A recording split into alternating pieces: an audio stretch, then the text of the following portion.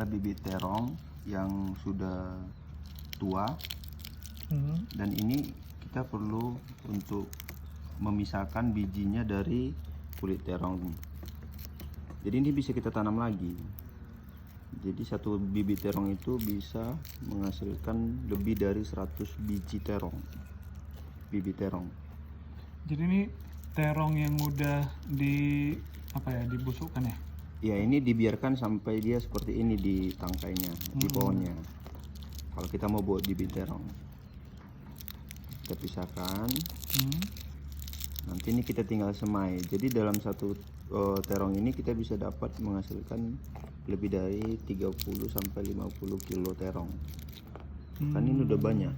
Jadi satu biji terong kalau dibibitkan bisa menghasilkan ratusan bibit yang baru ya? Iya, betul.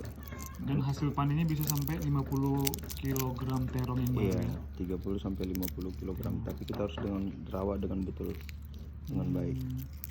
Ini dia. Jadi kita nggak perlu bibit lagi. Kita tinggal memanfaatkan terong yang ada. Jadi terong yang sudah yang udah tua itu dijemur berapa lama? Kalau kita jemur itu minimal 2 minggu. Kalau dia udah panas. Kalau dia musim hujan tergantung, bisa sampai 3 minggu. Jadi setelah dijemur baru dipisahkan ya bibitnya? Dipisahkan dari kulitnya. Dari kulitnya. Seperti ini. Kita pisahkan. Nanti setelah itu kita rendam dalam air. Kalau dia direndam ini otomatis akan kulit-kulitnya seperti ini akan naik ke atas. Jadi bibit yang memang bibit yang bisa tumbuh atau bibit unggulnya dia akan terendam di bawah. Itu yang akan kita semai.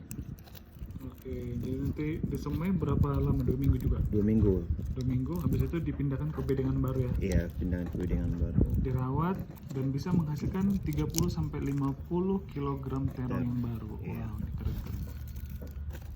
Oke.